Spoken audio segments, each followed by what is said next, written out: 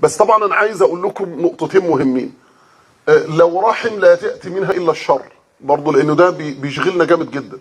رحم ما يجيش منها الا الشر والاذى والوحاشه. تمام؟ هقول لكم قال الله عز وجل واهجرهم هجرا ايه؟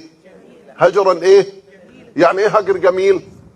يعني انا مش مشاحن، يعني انا مش مخاصمهم. تمام؟ ولو شفت حد فيهم سلام عليكم، ولو حد فيهم في ازمه ولا في مستشفى هروح ايه؟ بس بأدي واجب مش بود. ركزوا بقى في الكلام. بعمل ايه؟ بأدي واجب مش بود. اصل لو بودي بعمل ايه؟ اروح واقعد واستنى وادور واشيل وهادي، ده اسمه ايه؟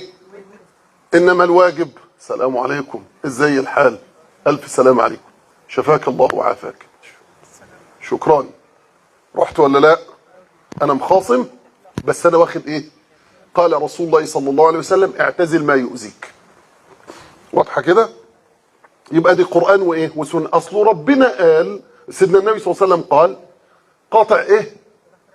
قطع ايه؟ طب اذا ما كانتش رحم، وصلت الفكره؟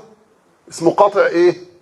طب اذا لم تكن رحم، ما هي الرحم دي جايه من الراحم اللي بيمد بقى كل ويحوي ويحمي الراحم بقى. شوفوا الحمايه والرعايه والمدد وكل شيء فين؟ في الرحم، وجايه من الرحمه وجايه من اسم الله الرحمن. طب اذا ما كانتش رحم انا مش هاذيها، بس انا هعمل ايه؟ اعتزل ما يؤذيني، لا مانع. واضحه كده؟ ولست قاطع للرحم.